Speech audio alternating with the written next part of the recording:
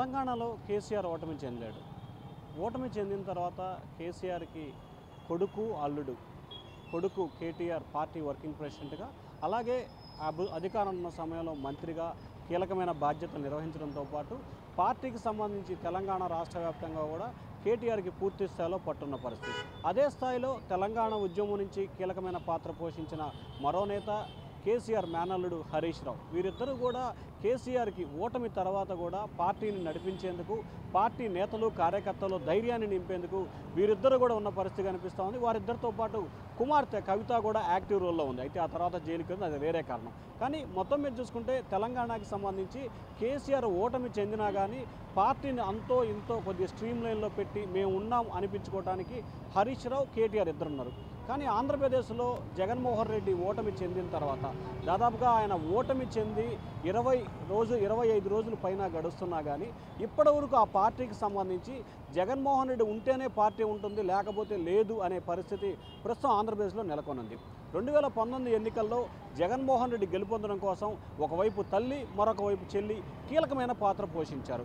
Jaganmohan Reddy party పెట్టిన దగ్గర నుంచి జైలుకి వెళ్ళినప్పటి నుంచి కూడా సోదరి షర్మిల రాష్ట్ర వ్యాప్తంగా కూడా పాదయాత్ర చేసిన పరిస్థితి కనిపించింది. ఆ తర్వాత తల్లి విజయమ్మ రాష్ట్రం మొత్తం కూడా పర్యటించింది. తన కుమారుడిని ఆశీర్వదించండి, గెలిపించండి అని చెప్పి కూడా పిలుపునిచ్చింది. అలాగే 2019 ఎన్నికల్లో విజయమ్మ ఒకవైపు ప్రచారం చేస్తే షర్మిల బైవైబాబు పేరుతో కూడా రాష్ట్ర వ్యాప్తంగా విస్తృతమైన ప్రచారం చేసింది. అలాగే జగన్ 2019లో గెలుపొందడానికి షర్మిల ప్రధానమైన కారణం అని కూడా చెప్పుకోవచ్చు. కానీ 2024 ఎన్నికలకు ముందు కానీ ఎన్నికల తర్వాత కానీ ప్రస్తుతం జగన్మోహన్ రెడ్డి వైఎస్ఆర్సీపీకి ఒకే ఒక్కడిగా మిగిలిపోయిన పరిస్థితి కనిపించింది. ఆయనకి తల్లి కానీ సోదరి కానీ ఇద్దరు లేని పరిస్థితి కనిపించింది.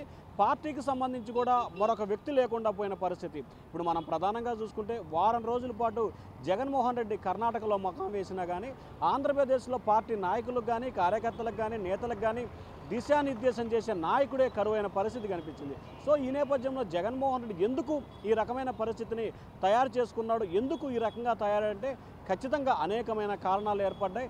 జగన్మోహన్ రెడ్డి సోదరి షర్మిల పార్టీ ఆయన్ని వ్యక్తిగతంగా విభేదించి తెలంగాణలో పార్టీ పెట్టుకుంది. ఆ తర్వాత కొన్ని రోజుల తర్వాత కాంగ్రెస్కి మద్దతు పలికి పార్టీని దాదాపుగా లేని పరిస్థితి, విలీనం చేయలేదు కానీ అదే పరిస్థితి ఏర్పడింది. ఆ తర్వాత ఆంధ్రప్రదేశ్ పిసిసి అధ్యక్షురాలుగా బాధ్యతలు స్వీకరించి ఆంధ్రప్రదేశ్లో జగన్ ఓటమికి షర్మిల కీలకమైన పాత్ర పోషించారు.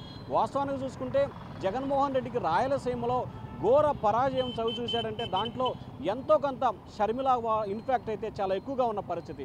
సో ఈ నేపథ్యంలో జగన్మోహన్ రెడ్డి ఓటమి తర్వాత అధికారంలో ఉన్నప్పుడు ప్రతి ఒక్కళ్ళు కూడా జగన్ అన్నున్నాడు, జగన్ కోసం మేమున్నాము, జగన్ అన్నే మా వెంట, జగన్ వెంటే మేమని రకరకాల వ్యక్తులు, రకరకాల నేతలు చెప్పారు. కానీ ప్రస్తుతం మాత్రం జగన్మోహన్ రెడ్డికి సంబంధించి ఇటు నాయకులు లేని పరిస్థితి, ఇటు కార్యకర్తలు ఉన్నారో లేరో తెలియని పరిస్థితి, అలాగే ప్రధానంగా చూసుకుంటే తల్లి చెల్లి ఇటు విజయమ్మ కానీ ఇటు షర్మిల కానీ ఇద్దరు లేని పరిస్థితి.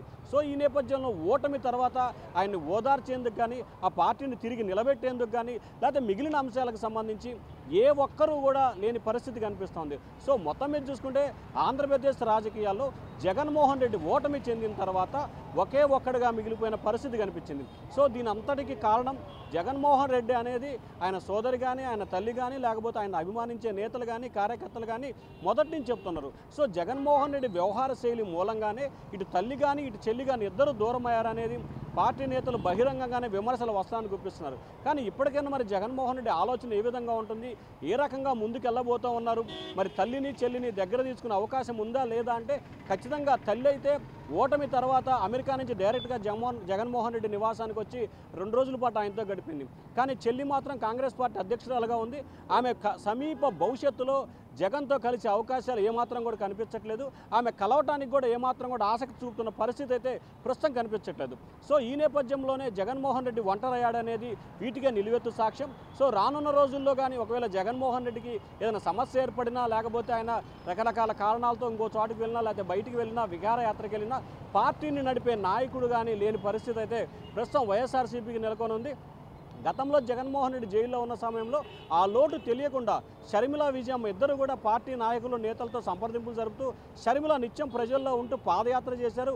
మరొక విజయమ్మ పార్టీ నేతలకి కార్యకర్తలకు అందుబాటులో ఉంటూ ప్రతి ఒక్కరికి దిశానిర్దేశం చేయటం పాటు రకరకాలు చేసిన పరిస్థితి. కానీ ప్రస్తుతం 2024లో జగన్మోహన్ రెడ్డి ఓడిపోయిన తర్వాత నేనున్నాను అని చెప్పుకోవడానికి చెల్లి ఇటు తల్లి ఇద్దరు లేని పరిస్థితి మాత్రం ప్రస్తుతం జగన్మోహన్ రెడ్డి ఎదుర్కొంటున్నారు. మరి చూడాలి రానున్న రోజుల్లో ఏం జరగబోతా ఉందో.